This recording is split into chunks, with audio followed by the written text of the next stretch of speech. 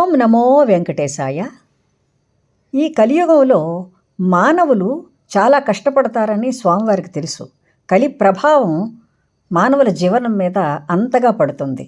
స్వామివారు శ్రీవైకుంఠం నుండి తిరుమలకు వేంచేసి అక్కడ తన భక్తుల కోసం, తన దాసుల కోసం అర్చామూర్తిగా వెలశారు. అయితే స్వామివారిని మనం సేవించుకుంటూ ఉంటాము, పూజించుకుంటూ ఉంటాము. కానీ మన జీవనం నవగ్రహాల చుట్టూ తిరుగుతుంది. నవగ్రహాలు మానవుల జీవనాన్ని నిర్దేశిస్తాయి.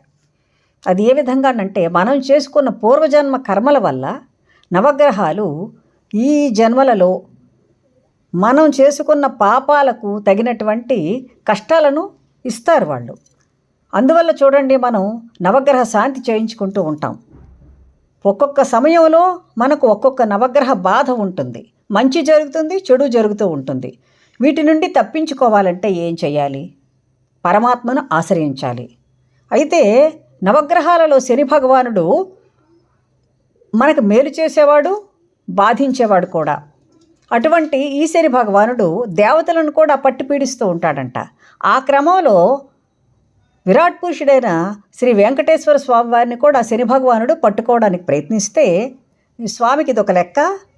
శని భగవానుని తగిన విధంగా శిక్షించి బుద్ధి చెప్పాడంట స్వామివారు. అప్పుడు శని భగవానుడు స్వామివారి శ్రీచరణాలను ఆశ్రయించి తనకు ఏదైనా దారి చూపమని అడిగితే, ఈ శనివారం నాడు, శని భగవానుడికి ప్రీతికరమైనది శనివారం కదా, కాబట్టి ఈ శనివారం రోజు తనను పూజించిన వారిని, శ్రీ వెంకటేశ్వర స్వామి వారిని శరణుజొచ్చిన వారిని శని భగవానుడు ఏమీ చేయకుండా ఉండేటట్టు స్వామివారు వరమిస్తారు. ఏమీ చెయ్యవద్దని శాసిస్తాడు శని భగవానుడికి. అందువల్ల శనివారం నాడు మనం శ్రీమన్నారాయణమూర్తి అయినటువంటి శ్రీ వెంకటేశ్వర స్వామివారి శ్రీ చరణాలను ఆశ్రయించి స్వామివారికి కొన్ని విధాలుగా పూజలు చేసుకుంటూ స్వామివారి దర్శనం చేసుకుంటూ ఉంటే శని పీడల వల్ల కలిగేటటువంటి బాధలు పోతాయి.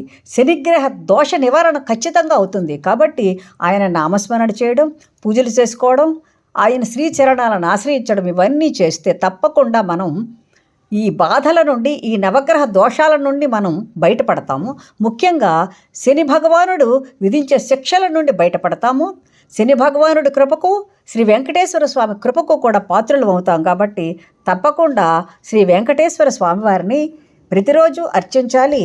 ముఖ్యంగా శనివారం నాడు తప్పకుండా స్వామివారిని దర్శించుకుంటూ విశేషమైనటువంటి పూజలు చేసుకుని శని గ్రహ బాధలను తొలగించుకోవాలి.